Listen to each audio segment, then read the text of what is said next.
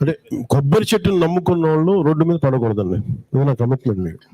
కింద అది ఇది అంటే ఎందుకంటే ముఖ్యంగా 1,00,000 మంది కొబ్బరి సాగు చేసే రైతాంగం రోడ్ల మీదకి రాకూడదు. దానికి కాంప్రిహెన్సివ్ ప్లాన్, ఒక సమగ్రమైన ఒక ప్రణాళికతోనే మీ దగ్గరికి వస్తాను నేను. దాంట్లో ఈ శంకర్ గుప్తం డ్రైన్ అనేది ఒక చిన్న భాగం అంతే. ఇది నేను భూతద్దంలో చెప్పి మేము అద్భుతం చేశామని చెప్పను, ఇది సమగ్రమైన ప్లాన్లో ఇది ఒక చిన్న భాగం అంతే. నా కోరిక ఏముందంటే, నా మనసులో కోరిక, నా ఆశ కానీ ఇందాక కలెక్టర్ గారు చెప్పినట్టుగా ఎంటైర్ ఎర్స్ట్వైల్ ఈస్ట్ గోదావరి ఈ 3,500 కోట్లతోటి ఈ డ్రైనేజ్ని, ఈ పూడికల్ని మొత్తం కాలువల మరమ్మతులకు చేయాలి. ఎందుకంటే ఇది గోదావరి జిల్లాలో అన్నపూర్ణ అంటారు. రాష్ట్రం విడిపోవడానికి కూడా కారణం గోదావరి జిల్లాలో పచ్చదనం, ఆ శాపం తగిలేసినట్టుంది. ఈరోజు గోదావరి జిల్లాలో మొత్తం కొబ్బరి చెట్లతోటి, తెలంగాణ నాయకులంతా అంటారు కొబ్బరి చెట్లతో చాలా ఆనందంగా ఉంటుంది, మీరు ఏమంటుందని పచ్చదనంతో చాలా బాగుంటుందంటే ఈరోజు కొబ్బరి చెట్లు ముండలు కూడా లేవు, అంత దిష్టి తగిలింది కోనసీమకి. సో నాకు నిజంగా చాలా బాగా, కళ్ళ ముందు ఒక మొక్క ఎదిగి ముండులు లేకుండా పడుతుంటే ఒక నిలువెత్తి ఎదిగిన బిడ్డ చచ్చిపోయినట్టే ఉంటుంది. ఆ బాధ నాకు తెలుస్తుంది, చాలా కన్నీరు ఉంటుంది. ఇదే మీ దగ్గర పొలిటికల్ ఉపన్యాసాలకైతే నేను రావాలా, నిజంగా నేను మీ ఇంట్లో వాడు ఒకటిగా ఒక బాధ ఎలా ఉంటుందో, ఒక కొబ్బరి చెట్టుని పెంచి దాన్ని కోల్పోతే ఎంత బాధ ఉంటుందో ఆ బాధతో వచ్చాను ఇక్కడికి నేను. సో నేను మీకోసం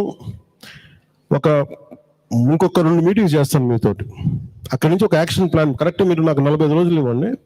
45 రోజుల తర్వాత 45 రోజులు కరెక్ట్గా మనకి జనవరి పండగ పోయిన తర్వాత నుంచి వీళ్ళు కమ్అట్ విత్ అన్ యాక్షన్ ప్లాన్. దీనికి హరీష్ కుమార్ గారు ఉన్నారు, హరీష్ కుమార్ గారితో కూడా కూర్చోబెట్టి మీది కేంద్ర ప్రభుత్వం దృష్టి కూడా పట్టుకెళ్దాం. అంటే ఇక్కడ మీరన్నట్టుగా ఈ గోదావరి బేసిన్ నుంచి ఇంత విలువైన నిక్షేపాలు వెళ్తూ ఉన్నాయి, మన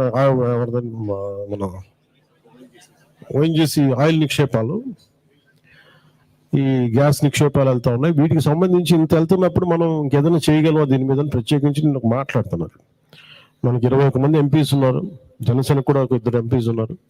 వీళ్ళందరినీ కూర్చోబెట్టి ఒక రిప్రజెంటేషన్ తీసుకెళ్లి దీని మీద ప్రత్యేకమైన శ్రద్ధని పెట్టగలరు అనేది, వారికి ఉన్న పరిమితులు ఏంటి ఒకసారి కూర్చోబెట్టి మాట్లాడుతుంది. నేనేంటంటే మొత్తం I will move heaven and అవుతున్నాం కదా, అంటే మొత్తం మూలాల నుంచి పైదా కదుపుతాం కొబ్బరి సాగు రైతు కోసం, కొబ్బరి సాగు చేసే రైతు కోసం.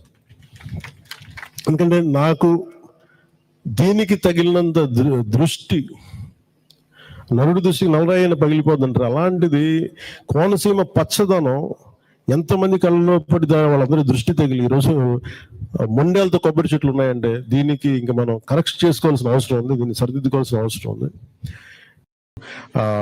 ఏమేం చేస్తామని ఒక ప్రణాళిక మీకు మీ ముందు వివరించి చెప్తాను. 41 పండుగ తర్వాత మళ్ళీ ఒక 14 రోజుల తర్వాత ఇంకొక మీటింగ్ పెట్టండి నాకు. దేనికి అంటే ఏమేమి ఉన్నాయి ఆక్రమణలు, వీటన్నిటి మీద ఒక సమగ్రమైన, ఎందుకంటే మన దగ్గర ఏదో ఈరోజు వచ్చాను చూశాను వెళ్ళి తీసుకొని అంటే ఏం లేదు, ఇప్పుడు అన్ని కూర్చొని చెప్పేయచ్చు, చేసేద్దాం కొట్టేద్దాం కుమ్మేద్దాం చెప్పలేం కదా.